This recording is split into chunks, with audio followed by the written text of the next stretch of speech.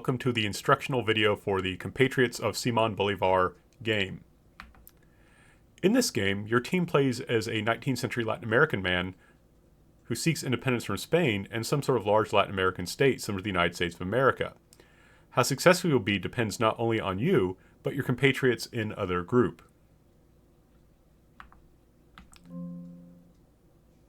Hello, and welcome to the instructional video for the Compatriots of Simon Bolivar game. So in this game, you will have teams of students, and they will each represent a single 19th century Latin American man who wants independence from Spain, but also wants a large American state similar to the United States of America. And how successful it would be depends not only on an individual group, but everyone together. So in a sense, the class represents multiple Latin American independence activists. So to play this game, students will need 3 sets of cards.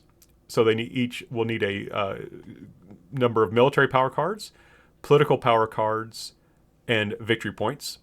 And those should be given out to students at the beginning. In addition, they will also need award cards, but the instructor should hold on to those and only give them out to students if they actually win those cards. You need at least 1 6-sided dice for each student. Usually it's best to have like groups of 3 or 4, and each one just gets to roll 1 dice. And it's good to have some place for students to roll all those dice on. And I recommend having a success board. It's not necessary, but it does help people keep track of things.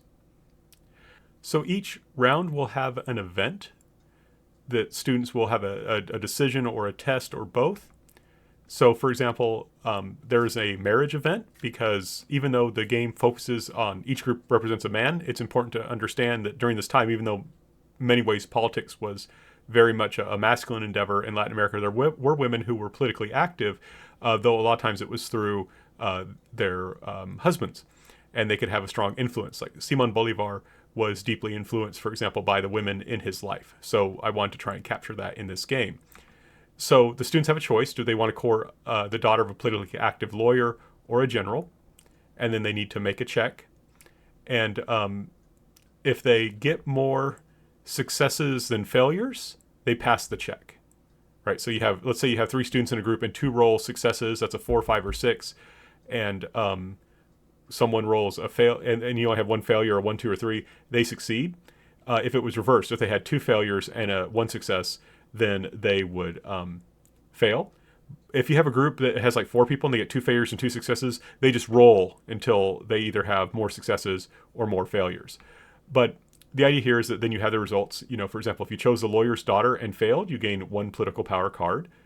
If you choose the lawyer's daughter and succeeded, you gain 2 political power cards and a devoted wife card. And most of the cards have the same function. They just allow you to re-roll a failure.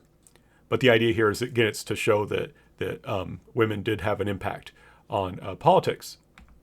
If you chose the general's daughter and failed, you gain 1 military power card. If you chose the general's daughter and succeeded, you gain 2 military power cards and a devoted wife card. So the idea is that there's a choice, there's repercussions for that choice, and there's repercussions whether you succeed or fail. And it's always good to think about the interpretations. Always make sure to explain this. And to notice here, the focus is not, though this is, patriarchal time period, isn't so much on the woman, it's on who her dad is, right? Son, the father. And then each round, there's also a question. So for example, which of the following statements about Simon Bolivar is false? And then if students get it, each group can answer it themselves, right? They're not competing. Each group could get it right, and they're just on their honor. Did they answer it correctly? But I usually will say, okay, I read out the question, and then I may give them a little bit of time if I hear people still chatting about trying to figure out the answer, and then I count down 3, 2, 1, and then I give them the answer. And they get to add a victory point if they're correct. Victory points are an important part of this game. So you could take out the questions I include if you want, but you need some sort of questions there because the victory points are an important part of the game. So as mentioned before, this is a group game, both in terms of being small groups, right? The game is played in small groups, but the groups will unite for the last part where we will, into a large group, where we will determine what happens. Now they still sit with their groups and they still roll with their groups, but the idea here is that we're going to count successes and victory points from all the groups. So everyone roll a number of dice equal to their military power and count the number of successes and then add their victory points to get their total. So you'll have a group total, and let's say a group has 5 military power cards. They would roll 5 dice, and so you may want some extra dice to hand out to people. And then let's say they got 3 successes, and let's say they have 4 victory points. 3 successes plus 4 victory points equals 7. So their number would be 7. And one thing I just want to note, sometimes students kind of struggle with this math. I'm not entirely sure why, but you may want to give yourself a little bit extra time and be very patient with them and go through and check with each group to make sure that they're doing this correct and then they get their total correct. And then what you do is you add up, you go around, you get a total, you get a large group total. And if the class has a total equal to or fewer than 5 per group, you only win a marginal victory. Independence is 1, but at a cost so great that it destabilizes the country. So if you have 4 groups in your class and your total is 20 or less, that's what you would get, because 4 times 5 is 20. If the class has a total of 6 or 7 per group, you have won a clear victory. Independence is achieved and the cost is acceptable. If the class has a total of at least 8 successes per group, you have won a decisive victory. The people of the country are proud of their efforts, increasing stability. And this is really important later on. The idea here is that how they become independent is going to help determine whether they are going to stay together after independence as Gran Colombia.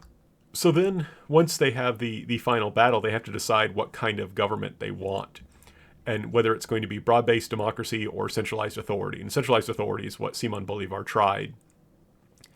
And what you do is you have them decide this in their small groups. And then, so they have a vote in their small groups, and you go around and you make sure that each one has decided. If they're split, you just have them, I would say just roll 1d6 for each side, and the high number wins. But you get each group to commit. Are they going to be for democracy or for this kind of centralized authoritarian government? And then once each group is committed, you count you then have them vote 1 vote per group based on what their vote was within that group. And then you count those votes, and that determines whether the country, Gran Colombia, is going to try and be unified through broad-based democracy or through a strong centralized government. So there are 2 slides that you would choose from depending on what the votes were. So in the first slide here, we have this question about, can centralized authority hold Gran Colombia together? And that would be if they voted for centralized authority.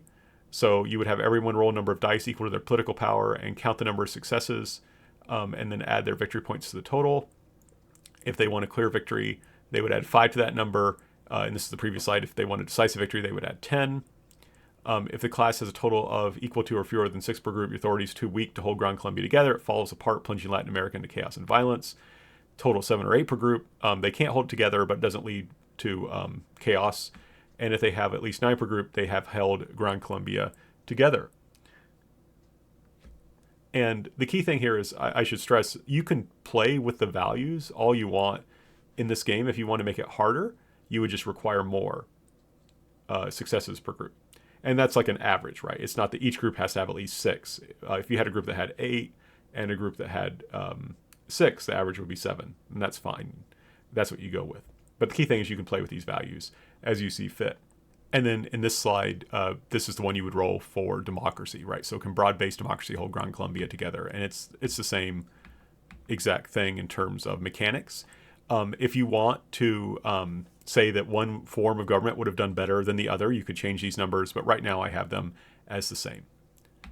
So in terms of observations, you can make these observations if you want. I like to emphasize how the importance of early life of individuals and the choices they will make later, right? Depending on what, the students tend to follow the same route. They tend, if they're good at politics, to stick with politics.